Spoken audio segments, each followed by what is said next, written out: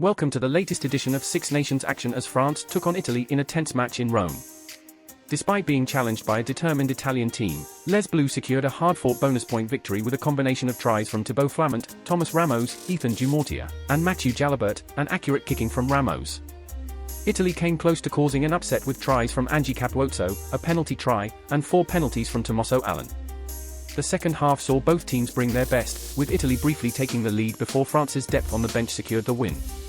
Join us as we review all the action and highlights from this exciting match. France narrowly defeated Italy 29-24 in a tense Six Nations match in Rome on Sunday.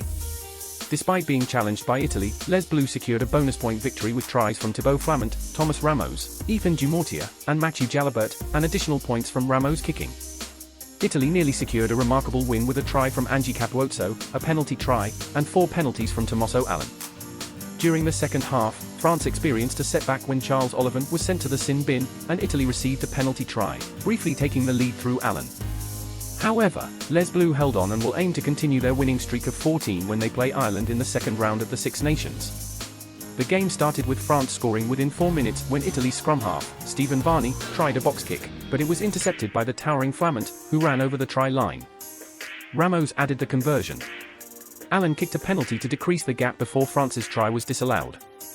Nevertheless, France quickly regained their lead through Ramos. Allan kicked another penalty for Italy, and Dumortier scored after collecting Tamac's crossfield kick. Italy responded with a try from Capuozzo, who avoided Aldrit and touched down in the left corner, with Allan's conversion making the score 19-14 at half-time. Ramos added 3 more points, but Olivan was soon penalised for bringing down the maul, resulting in a penalty try after review. Allan successfully kicked his 4th penalty to give his team the lead in the 61st minute. However, 5 minutes later, France demonstrated their depth when Jalibert came off the bench and scored with his first touch, securing the bonus point. The match in Rome was an exciting one as Italy challenged France in their first game of the Six Nations.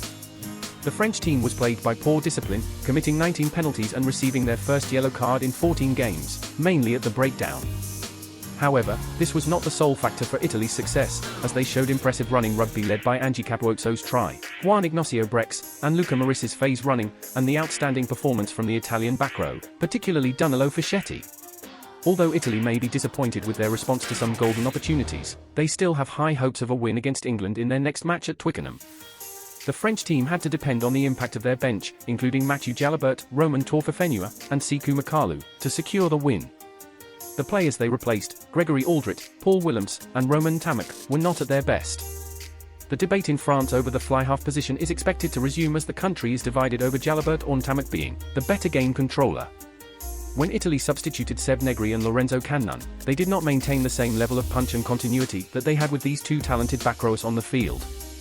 The French team's depth gave them a slight advantage, but it was a close call that could have gone either way. Capuozzo, who weighs 71 kilograms and stands at 1.77 m, is a small player in the world of Test rugby where many players are much larger.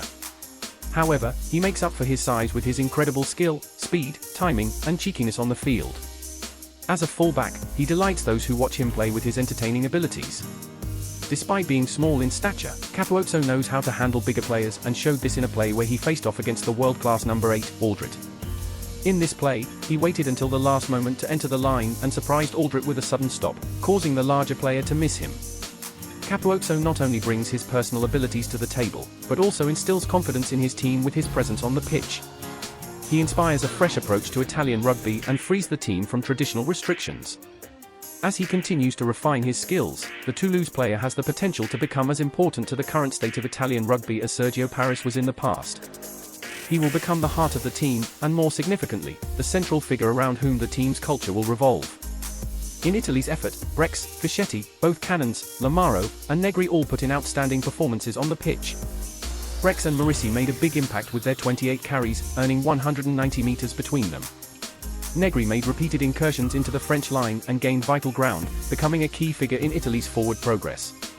The presence of players like Menoncello and Capuozzo in the backline and Brex's organisational skills had a major impact, despite the defeat.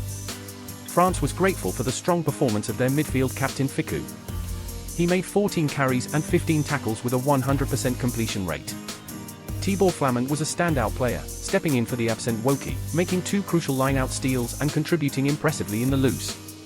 He also showed good judgment with his charge down of Varney's clearance. That's a wrap for today's thrilling Six Nations match between France and Italy. The game was full of excitement, with both teams putting in a strong performance and challenging each other until the very end. From France's fast start, to Italy's comeback, to France's determination to secure the win, this match was a true spectacle of the sport. Thank you for joining us for this video. If you enjoyed the analysis and insights, be sure to subscribe to our channel for more exciting rugby content. Also, don't forget to like this video and leave a comment with your thoughts on the game. Your support means a lot to us and we can't wait to bring you more of the latest rugby news and analysis. See you in the next video.